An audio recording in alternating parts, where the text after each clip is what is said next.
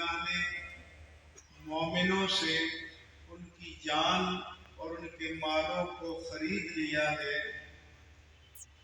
حالانکہ جان کا مالک بھی وہی، مال کا مالک بھی وہی، ہم اس کے مالک نہیں ہیں، ہمیں تو شرائط کے ساتھ استعمال کرنے کا حق دیا گیا ہے، لیکن اس مالک کی مہربانی ہے کہ ہمیں مالک کے درجے میں رکھ کر فرماتا ہے کہ میں نے اپنے بندوں سے، غلامان مصطفیٰ سے سودا کر لیا ہے، معاملہ کر لیا ہے۔ فرمایا کہ بے شک اللہ نے مومنوں سے ان کی جانوں کو اور مالوں کو خرید لیا ہے اور بدلے میں جنت عطا فرمائی۔ یہ اللہ کا وعدہ ہے۔ پھر فرماتا ہے کہ مِنَ النَّاسِ مَن يَشْرِي نَفْسَهُ ابْتِغَاءَ مَرْضَاتِ اللَّهِ۔ اللہ فرماتا ہے کہ بندوں میں سے بعض ایسے ہیں جو اپنی جان کو بیچ دیتے ہیں، سودا کرتے ہیں، کس قیمت پر؟ اللہ کی رضا کے لیے۔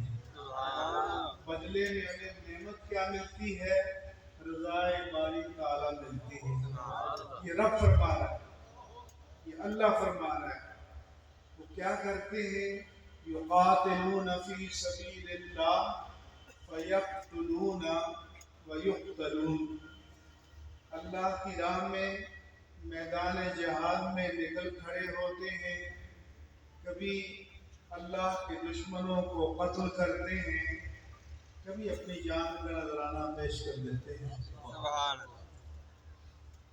پھر اللہ فرماتا ہے فَاسْتَبْشِرُوا بِبَيْعِكُمُ الَّذِي بَایَعْتُم بِهِ۔ اے میرے بندو، اس سودے پر، اس بے پر، اس عقد پر تم بشارت سنو کہ جو تم نے اپنے رب سے اور حبیب رب العالمین سے کیا ہے۔ تو بیعت کے معنی جان و مال کا سودا کرنا ہے۔ بیعت کوئی رسم نہیں ہے،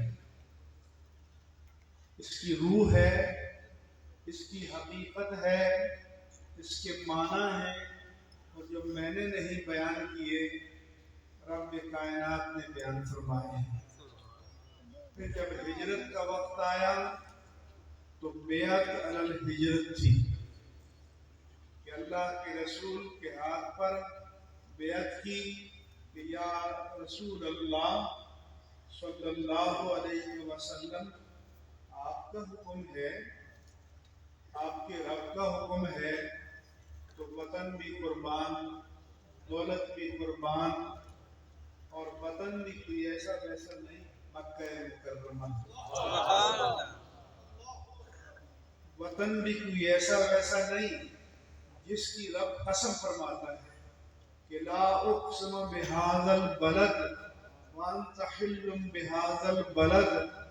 رب فرماتا ہے کہ میں شہر مکہ کی قسم کھاتا ہوں، اس لیے نہیں کہ یہاں بیت اللہ ہے، اس لیے نہیں کہ زمزم ہے، اس لیے نہیں کہ صفا و مروہ ہے، اس لیے نہیں کہ منا و عرفات ہے، کہ اس لیے قسم فرماتا ہوں کہ اے حبیب آپ اس کی گلیوں میں چلتے پھرتے ہیں، اس لیے قسم فرماتا ہوں کہ اس مکے کی مٹی کے ذروں نے میرے حبیب کے قدموں کے بوسے لینے کا شرف حاصل کیا۔ حضرت علامہ حسن رضا خان امام اہل سنت کے بھائی فرماتے ہیں وہاں کے سنگ ریزوں سے حسن کیا لال کو نسبت، وہ ان کی رہ گزر میں ہیں، یہ پتھر ہے بدخشاں کے۔ اور میرے آقا و مولا صلی اللہ علیہ وآلہ وسلم کے بدن کی شان کیا ہے کہ میں نہیں، جن کو سلفی بھی مانتے ہیں، امام ابن قیم وہ لکھتے ہیں کہ آج قبر قبر انور میں جب میرے آقا آرام فرما ہے تو وہاں کی قبر انور کی مٹی کے جو ذرے میرے آقا کے جسم مبارک سے لمس کا شرف حاصل کر رہے ہیں، وہ عرش سے بھی افضل ہے، لوح سے بھی افضل ہے، بیت اللہ سے بھی افضل ہے، پوری کائنات سے افضل ہے۔ تو وہ مکہ جو میرے آقا کا مولد ہے، جائے پیدائش ہے، حکم ہوا تو چھوڑ دیا، قربان کر دیا۔ فرمایا کہ ایک تو ہجرت وطن کو چھوڑنا، اور المہاجر من حجر ما نہى اللہ عنہ، اور کامل ہجرت یہ ہے کہ جس چیز سے اللہ روک دے اس کو چھوڑ دینا۔ میرے عزیزو، جب مدینہ طیبہ میں گئے اور پھر 2 ہجری میں جہاد فرض ہوا تو پھر بیعت علی الجہاد تھی، بیعت علی الجہاد تھی، پھر اپنی جان کا سودا تھا، اپنی جان کو لے کر دین کی نصرت کے لیے، دین کی مدد کے لیے میدان میں نکلنا تھا۔ اسی طرح کی بیعت بیعت رضوان کی جو صلح حدیبیہ کے موقع پر ہوئی، اس کے منظر کو اللہ تعالیٰ نے قرآن کی آیات مبارکہ میں قیامت تک کے لیے محفوظ فرمایا۔ فرمایا کہ جب مشہور ہوا حضرت عثمان کو شہید کر دیا گیا ہے تو حضور نے قصاص عثمان کے لیے بیعت کی۔ صحابی اپنا ہاتھ بڑھاتے، تاجدار کائنات ان کے ہاتھ پر ہاتھ رکھتے تھے۔ اللہ نے فرمایا کہ ید اللہ فوق ایدیہم، دیکھنے والوں کی نظر میں صحابہ کے ہاتھ پر مصطفیٰ کا ہاتھ تھا، لیکن در حقیقت وہ رب مصطفیٰ کا ہاتھ تھا۔ پھر اللہ نے فرمایا کہ لقد رضی اللہ عن المؤمنین اذ یبایعونک تحت الشجرہ، اللہ ان مومنوں سے راضی ہو گیا جو اے پیارے حبیب درخت کے نیچے آپ کے ہاتھ پر بیعت کر رہے تھے، سودا کر رہے تھے۔ صحابی سے پوچھا گیا یہ جو آپ سودا کر رہے تھے تو کیا قیمت دے رہے تھے؟ انہوں نے کہا کہ بایا حضرت بہت، ہم زندگی کا سودا کر رہے تھے۔ سبحان اللہ! اگر اللہ کے دین کو ہماری جان کی ضرورت ہوئی تو جان پیش کر دیں گے۔ اب آپ مجھے بتائیں کہ رضیہ، راضی ہو چکا، یہ پاسٹ ٹینس ہے، یہ ماضی کا صیغہ ہے، اور ہمارے ہاں آج بھی جو کنٹریکٹ ہوتے ہیں، عقود ہوتے ہیں، سیل ڈیڈ ہوتی ہے، سودا اب ہو رہا ہے لیکن سیدھا ماضی کو ہوتا ہے کہ گویا سودا پہلے ہو چکا۔ میرے رب نے بھی فرمایا کہ اللہ سبحانہ و تعالی already pleased، وہ راضی ہو چکا ہے۔ سبحان اللہ! اور یہ بھی فرمایا کہ میں بھی راضی ہو چکا، میرے یہ بندے بھی مجھ سے راضی ہو چکے۔ سبحان اللہ!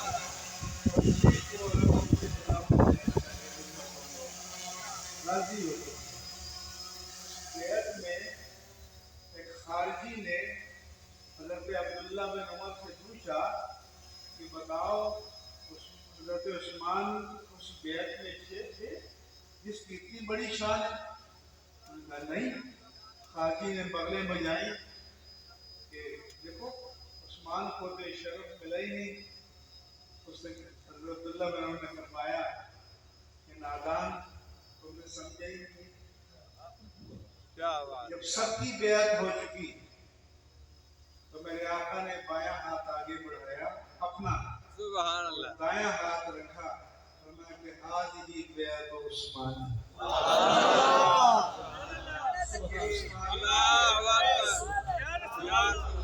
نے فرمایا کہ ید رسول اللہ صلی اللہ علیہ وسلم خیر لعثمان من یدہ لنفسہ. انہوں نے کہا کہ سارے صحابہ کی بیعت ایک طرف اور عثمان کی بیعت ایک طرف. کیوں کہ سب نے بیعت کے لیے اپنا ہاتھ بڑھایا اور سیدنا عثمان کی بیعت کے لیے تاجدار کائنات نے ہاتھ بڑھایا. وہ ہاتھ جسے رب نے اپنا ہاتھ فرمایا. اب کوئی سوال کرے گا کہ یہ بیعت تو تھی مثال سے عثمان کی، اللہ کے رسول کو پتہ ہی نہ کہ وہ زندہ ہے. اگر پتہ ہوتا تو بیعت نہ لیتے. یہ بات نہیں تھی، پتہ تھا، لیکن دشمن کو پیغام دینا چاہتے تھے کہ آپ بتائیں بیعت زندہ کی لی جاتی ہے یا مردہ کی؟ حضرت عثمان کی جب آپ نے بیعت لی اس کے معنی یہ ہے کہ تاجدار کائنات کو پتہ تھا کہ عثمان زندہ ہے. مگر یہ وہ عشق کی شعلے ہیں کہ دونوں طرف ہے برابر نہیں. ادھر مکے والے عثمان سے کہتے ہیں، سیدنا عثمان سے، کہ ہم اللہ کے رسول کو تو اجازت نہیں دیں گے، لیکن آپ رسپیکٹیبل ہیں، آنریبل ہیں، آپ کا ایک مقام ہے، آپ بیت اللہ کا طواف کرنا چاہیں تو کر دیں. انہوں نے فرمایا کہ مدینے سے چل کر آئے تو طواف کرنے کے لیے اس شوق میں آئے ہیں، لیکن اس عالم میں کہ جب میرے آقا کو طواف سے روک دیا گیا ہو، عثمان کی غیرت گوارا نہیں کرتی کہ تنہا بیت اللہ کا طواف کرے. اب مجھے آپ بتائیں کہ بیعت رضوان کے جن صحابہ کو اللہ نے رضامندی کی سند دے دی، اگر ان پر کوئی تان کرتا ہے تو وہ کس پر تان ہے؟ بولو، اللہ پر. کیونکہ یہ سند کس نے دی ہے؟ رب کائنات نے دی ہے. ان کی شان میں کوئی نقص پیدا کرتا ہے، کوئی تان کرتا ہے، کوئی عیب ڈھونڈتا ہے تو وہ ان صحابہ پر نہیں بلکہ اللہ کی شان کے بارے میں جسارت کرتا ہے. پھر میرے عزیزوں، ایک بیعت وہ تھی جس کا ذکر قرآن میں ہے. اللہ تعالیٰ فرماتا ہے یا ایھا النبی اذا جاءک المؤمنات یبایعنک. اے نبی، جب آپ کے پاس مومنات صحابیات بیعت کرنے کے لیے آئیں تو یہ بیعت خالی ہونے نہیں ہے، اس کا ایجنڈا ہے، اس کا منشور ہے، اس کا دستور ہے، اس کے کچھ اصول ہیں جس کو ٹی او آر کہتے ہیں نا کہ ٹرمز آف ریفرنس. اس کی ٹرمز اینڈ کنڈیشن ہیں. وہ یہ ہے کہ اللہ یشرکن باللہ، وہ اللہ کے ساتھ کسی کو شریک نہیں ٹھہرائیں گی. ولا یسرقن، چوری نہیں کریں گی. ولا یزنین، بدکاری نہیں کریں گی. ولا یقتلن اولادہن، اپنی اولاد کو افلاس کے ڈر سے قتل نہیں کریں گی. ولا یأتین ببہتان یفترینہ بین ایدیہن وارجلہن، کسی پر ناجائز تہمت نہیں لگائیں گی. ولا یعصینک فی معروف، اور نیک کام میں آپ کی نافرمانی نہیں کریں گے. اے پیارے حبیب، اگر یہ 6 شرائط صحابیات کو منظور ہوں فبایعہن، ان کے ساتھ سودا کر لیجیے جنت. سبحان اللہ. ان سے بیعت لے لیجیے. آج اگر کوئی ایسے بھی پیر ہوں جو پھونک مار کے کرے، شف کر کے کرے، تو اللہ کے رسول کی شف سے جو بڑی شف ہو سکتی اور صحابہ سے بڑھ کر کوئی وفا شیار ہو سکتا ہے. لیکن تو یہ بتایا. پھر صحابہ کہتے ہیں کہ کبھی کبھی اللہ کے رسول فرماتے کہ تم بھی مومنات کی بیعت کرنا چاہو تو آؤ کر لو. میرے عزیزوں، بیعت اس کا نام ہے. آپ کے بعد ایک بیعت امارت تھی جو خلفائے راشدین کی بیعت ہوئی. اس کا منشور بھی حضرت صدیق اکبر کے خطبے میں موجود ہے. میرا جی تو چاہتا ہے کہ پڑھ کر سناؤں، لیکن ٹائم کم ہے، حضرت کا بھی خطاب ہے. تو اس کے بعد یہ جو بیعت ہے، یہ بیعت ارشاد ہے، بیعت طریقت ہے، رشد و ہدایت کی بیعت ہے.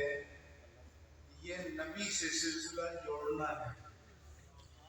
اسے میں کہا کرتا ہوں کہ ایک سند یونیورسٹیوں میں دی جاتی ہے اور ایک سند ادھر سے دی جاتی ہے. میں کراچی یونیورسٹی سے روز گزرتا ہوں تو جب وہاں کانوکیشن ہوتا ہے، جلسہ تقسیم اسناد، تو وہاں پر اسٹوڈنٹس باہر بینر لگاتے ہیں کہ ہمیں ڈگری نہیں روزگار چاہیے. یعنی اگر ڈگری روزگار کا اشتہار ہے، پی ایچ ڈی کی ہو، ایم فل کی ہو، ماسٹر کی ہو، کسی کی ہو، اگر روزگار مل جائے تو ڈگری کام آ گئی، نہ ملا تو کاغذ کا ٹکڑا. لیکن جو حدیث کی سند ہے، جو یہ سند ہے، اس کے بارے میں کہ الاسناد من الدین والا قال من شاء ما شاء، کہ سند دین کی بنیاد ہے. اگر سند کی شرط کو ختم کر دیا جائے تو جس کے جو جی میں آئے گا بکتا پھرے گا، لیکن فری لائسنس نہیں دیا جا سکتا. تو ہم نے اپنے شیخ سے پڑھا، انہوں نے اپنے شیخ سے پڑھا، انہوں نے اپنے شیخ سے پڑھا. 1450 سال کا سفر طے کر کے یہ شاگردی کا رشتہ تاجدار کائنات سے قائم ہو جاتا ہے. سبحان اللہ. آپ نے اپنے شیخ سے بیعت کی، انہوں نے اپنے شیخ سے کی، انہوں نے اپنے شیخ سے کی. 1450 سال کا سفر طے کر کے ارادت کا یہ رشتہ تاجدار کائنات سے جڑ جاتا ہے. اور اگر کہیں سے لڑی ٹوٹ جائے تو بیعت ختم ہے، کچھ بھی نہیں. اور جہاں فسق آ جائے، فجور آ جائے، وہاں لڑی خود ہی ٹوٹ جاتی ہے. کیونکہ آج کل مقتدا بنے ہوئے ہیں، اندر تو جان کر نہیں دیکھ سکتے، چہرہ تو نظر آتا ہے نا. تو یہ قوم اتنی مجذوب ہو گئی ہے کہ یہ بھی نہیں دیکھتے کہ اس کا چہرہ مصطفیٰ کے مطابق ہے یا نہیں ہے. اس لیے میں کہتا ہوں کہ بیعت کرو، لیکن ان کی کرو جن کا چہرہ مصطفیٰ کے مطابق. سبحان اللہ. جن کا ظاہر آپ کے سامنے سیرت مصطفیٰ کے مطابق ہو. باقی اس کی شرائط امام اہل سنت نے تفصیل کے ساتھ بیان کی ہے. اس بیعت کی قیمت کیا ہے؟ حضرت کعب بن مالک جب غزوہ تبوک تھا، مشکل کا غزوہ تھا، اس کی الگ پوری تاریخ ہے. تو کعب بن مالک، مرارہ بن ربیع، ہلال بن امیہ، یہ 3 صحابہ جا نہ سکے. اس وجہ کہ آج جائیں گے، کل جائیں گے، پرسوں جائیں گے، ڈیلے ہو گیا اور جہاد میں جا نہ سکے. جب حضور واپس آئے تو قرآن نے پہلے بتا دیا کہ یا تذرون الیکم اذا رجعتم الیہم. کچھ منافق بھی تھے جو جان بوجھ کر نہیں گئے. میرے رب نے فرمایا کہ وہ عذر بہانے پیش کریں گے. جیسے آج کل جو ہمارے ہوتے ہیں نا لیڈر، یہ لوگ اگر کسی کو برا لگا تو معذرت چاہتے ہیں. بابا معذرت ہوتا ہے عذر پیش کرنا. جسٹیفائی کرنا ہے، یہ کہو کہ میں غیر مشروط معافی مانگتا ہوں. اس لیے فرمایا کہ آپ یہ کہیں کہ قد نبّأ اللہ من اخبارکم، اللہ نے تمہارے اندر کی باتیں ہمیں بتا دی ہیں. وَسَيَرَى اللَّهُ عَمَلَكُمْ وَرَسُولُهُ، اور اللہ اور اس کے رسول تمہارے عمل کو دیکھ لیں گے. تو یہ 3 صحابی گئے تھے. حضور کا طریقہ یہ تھا کہ سفر سے آتے مسجد نبوی میں بیٹھتے، گھر جانے سے پہلے 2 رکعت نفل پڑھتے، حال احوال پوچھتے. جو نہیں گئے تھے انہوں نے ادھر پیش کی، 80 کے لگ بھگ تھے. یہ بات تھی، میں بیمار تھا، بچے بیمار تھے، فلاں مسئلہ تھا، یہ مسئلہ تھا، وہ مسئلہ تھا. وہ جھوٹ بول رہے تھے. تو اللہ نے فرمایا کہ آپ ان سے صرف نظر کر دیں، ان کے حال پر چھوڑ دیں، ہم ان کو دیکھ لیں گے. یہ 3 جب آئے، کعب بن مالک، مرارہ بن ربیع، ہلال بن امیہ، تو پوچھا کوئی عذر؟ عرض کیا کوئی عذر نہیں، بس غلطی ہو گئی، کوتاہی ہو گئی. جنہوں نے جھوٹے عذر پیش کیے ان کو حضور نے چھوڑ دیا. ان سے کہا کہ تمہارا فیصلہ اللہ کی طرف سے ہو. وہ کہتے ہیں کہ ہم مسجد میں نماز پڑھنے آتے، جب ہماری توجہ نہ ہوتی تو حضور ہمیں دیکھتے، سبحان اللہ. جب ہم نظر کرتے تو حضور رخ پھیر لیتے. ایک وقت آئے کہ حضور نے فرمایا کہ ان کو مسجد میں بھی آنے کی اجازت نہیں ہے، گھر پر نماز پڑھیں. پھر ایک وقت آیا کہ فرمایا کہ بیویوں میں ان کو چھوڑ دیں، تو بیویوں نے چھوڑ دیا. 2 ساتھیوں نے کہا کہ ہم تو محتاج ہیں، اگر بیوی بھی نہیں ہوگی تو گزارا کیسے کریں گے؟ ان کو اجازت دے دی. کعب بن مالک کہتے ہیں کہ مجھے یہ ہمت بھی نہیں ہوئی کہ میں یہ کہوں کہ بیوی کو تو چھوڑ دیں. جب امتحان کے 50 دن گزرے تو اللہ فرماتا ہے کہ وَعَلَى الثَّلَاثَةِ الَّذِينَ خُلِّفُوا، وہ 3 جو پیچھے رہ گئے تھے، حَتَّى إِذَا ضَاقَتْ عَلَيْهِمُ الْأَرْضُ بِمَا رَحُبَتْ، کہ زمین اپنی وسعتوں کے باوجود تنگ ہو گئی. قیصر روم کا ایلچی آیا، کعب بن مالک کا پتہ پوچھا، کہا کہ ہم نے سنا ہے کہ تمہارے صاحب نے تمہیں چھوڑ دیا، چھوڑو ان کو، آؤ ہمارے پاس، دربار میں بادشاہت میں حصہ دیتے ہیں، رشتہ دیتے ہیں، وزیر بناتے ہیں. تو آج کل کے ہوتے تو وہ تو وہاں پر لابیسٹ مقرر کرتے ہیں کہ امریکہ سے کوئی تعلق قائم ہو جائے،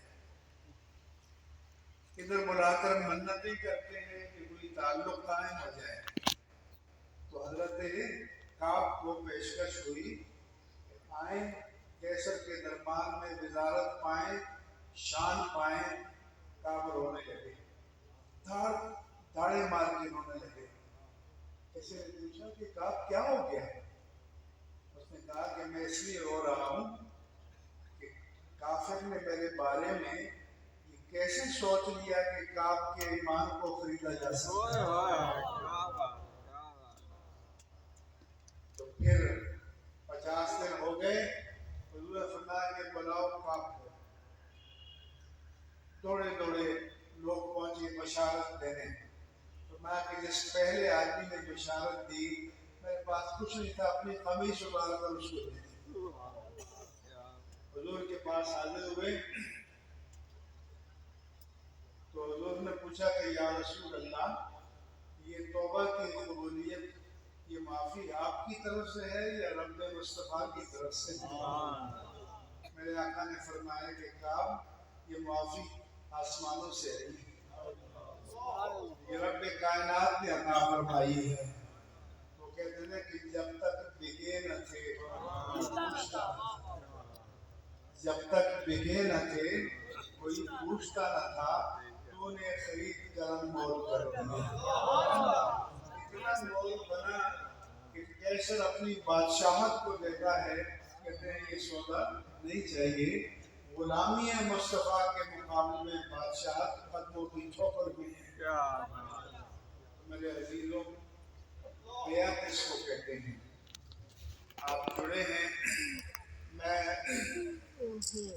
پیر صاحب سے محبت کرتا ہوں، صاحبزادہ صاحب سے بھی۔